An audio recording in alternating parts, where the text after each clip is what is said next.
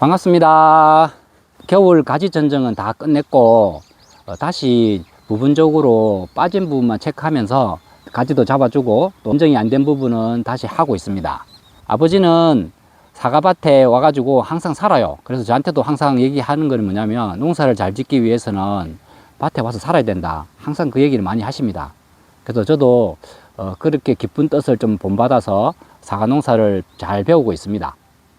그래서 오늘 준비한 영상은요, 여러분들이 후회하지 않을 만한 그런 내용이라 생각하기 때문에 잘 귀담아 들어주시면 도움이 많이 되실 거라고 생각이 듭니다. 이 밭 같은 경우는 평수가 대략 700평이 조금 안 되는데요, 여기는 유분간 시설을 하지 않았습니다. 보시는 것처럼 약간 경사가 지기도 했고, 여기는 바닥이 약간 자갈밭이에요. 비가 워낙 많이 내린다 하더라도 물이 고이지가 않아요. 그래서 나무가 죽는 경우가 많이 없습니다. 그렇기 때문에 처음에 과수원을 조성할 때 공간 시설비는 또 절약을 할 수가 있었습니다. 또 좋은 점은 뭔가 하면요, 이 밭은 일조량이 너무 좋아요. 저쪽이 동쪽이고 저쪽이 서쪽인데 햇빛이 잘 들어오니까 나무에 그늘도 지지도 않고 밭이 습하지 않기 때문에 병도 많이 안 걸리는 것 같습니다. 병도 많이 안 걸리니까 당연히 사과를 수확하더라도 품질 좋은 사과를 생산할 수 있는 것 같아요. 그리고 이 밭 같은 경우는 주위를 둘러봐도 높은 산이 없습니다. 산이 없기 때문에 냉해 피해를 안 받습니다. 여러분들이 과수원을 오래 하신 분들은 제 얘기를 들어보시면 무슨 뜻인지 아실 거예요. 산에서 찬바람이 내려오기 때문에 산 밑에 있는 과수원들은 보면 항상 봄 되면은 냉해 피해를 많이 봅니다. 근데 여기는 높은 산들이 없기 때문에 다른 밭에 비해서 냉해 피해가 없습니다. 또 한 가지 빼먹은 게 있는데요, 저쪽이 저희 집이고 저 바로 뒤에 여기가 사과 창고입니다. 저기다가 농기계 같은 것도 넣어놓고 하기 때문에 조금만 맞다면 집하고 창고 가까이 있는 곳에 밭을 사신다든가 아니면 밭을 얻는다든가 그런 면이 훨씬 농사 짓는 데는 도움이 많이 될 거라고 생각이 됩니다. 밭을 사시게 되면요, 사실 조금 땅이 비쌉니다. 하지만 조금 돈을 많이 주더라도 이런 땅을 구매해 놓으면요, 나중에 시간이 지나서 여러분들이 나이가 먹어서 밭을 팔게 되면요, 또 훨씬 더 좋은 돈을 받고 팔 수가 있기 때문에 땅을 사시더라도 최대한 집 가까이에 있는 땅을 사시는 게 훨씬 더 유리하니까요, 이것도 하나 알아두시면 좋을 것 같습니다. 이 밭 같은 경우는 사실 조건이 너무 좋은 밭이다 보니까 동네에서 좀 많이 탐을 내는 그런 밭이에요. 이런 밭을 사시게 되면 절대 후회 안 하실 거고 좋은 사과를 생산할 수 있는 그런 밭이라고 생각이 듭니다. 다른 밭도 가서 이런 단점들을 말씀드리면서 얘기해 보도록 하겠습니다. 이 사과밭은 예전엔 논이었는데 여기다가 이제 사과나무를 심고 과수원을 이제 조성했습니다. 이 밭 같은 경우도 바로 옆에 이제 동네 올라가는 길이 있기 때문에 과수원에 약을 친다든가 아니면 일을 하러 오더라도 집하고 가깝기 때문에 일하기가 너무 편한 그렇게 좋은 밭입니다. 이런 밭도 사 놓게 되면 나중에 시간이 지나서 이 밭을 팔 때 좋은 가격을 받고 팔 수가 있으니까 이런 밭도 사시는 게 좋은데요, 여기는 지금 사과밭 뒤쪽에 있는 뒷두름인데 보시는 것처럼 배수로가 있습니다. 예전에 논을 해서 그런지 몰라도 여기에 물이 나기 때문에 요 뒤편에 있는 사과나무들은 앞쪽에 있는 것보다도 사과가 달리면 크기라든가 맛이라든가 이런 것들이 조금 떨어져요. 그리고 간간히 나무가 죽기도 합니다. 아무래도 여기에 물이 나는 것 때문에 사과가 자라는데 좀 영향을 주는 것 같아요. 처음에 사과나무를 심었을 때 관수 시설을 진짜 철저하게 했습니다.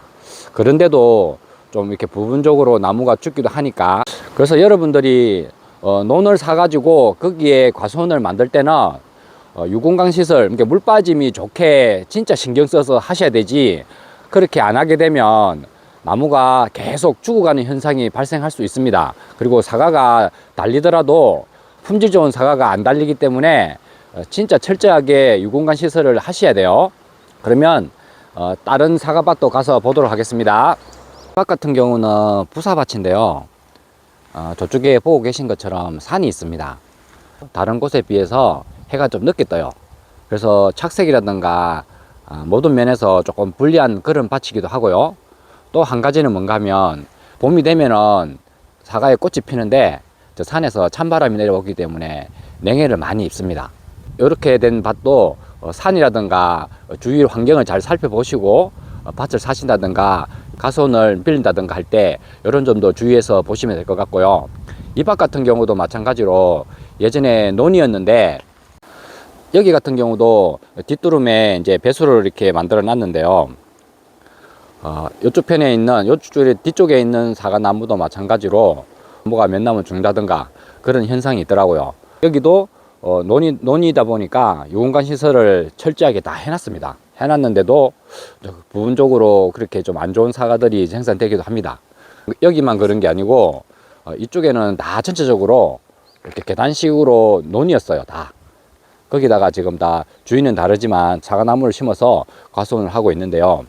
다 마찬가지로 뒤쪽에는 다 물이 이렇게 나고 있습니다. 여기도 나고 이쪽에도 이제 또 물이 나고 여기도 마찬가지로 물이 납니다.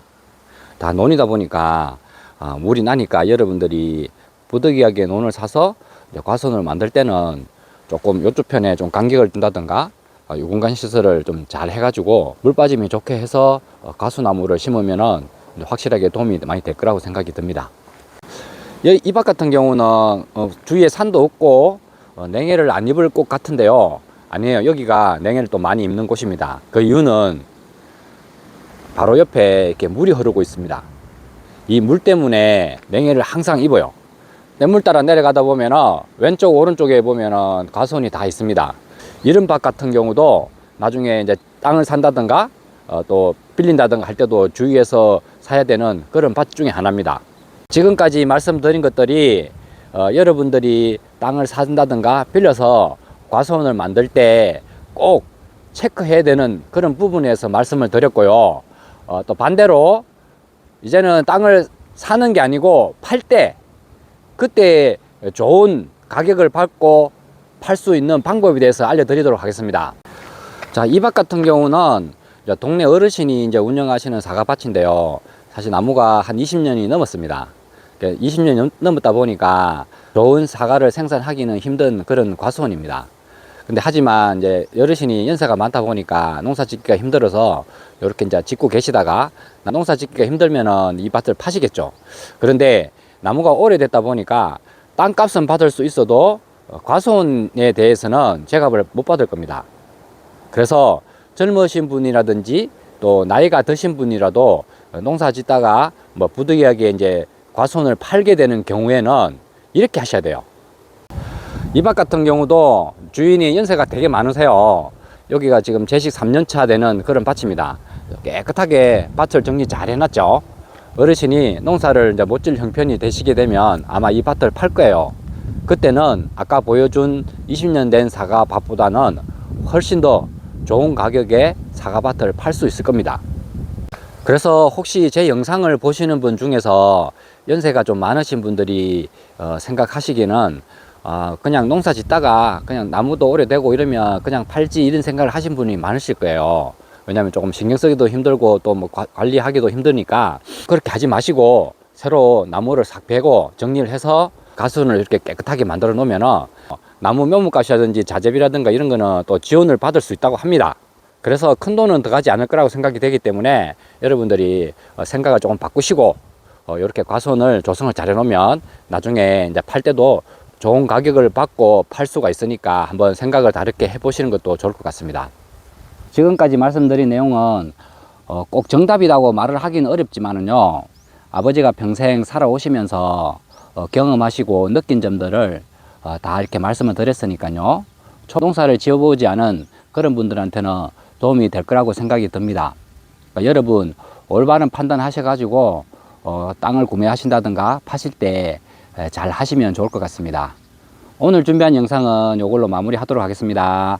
시청해 주셔서 감사합니다.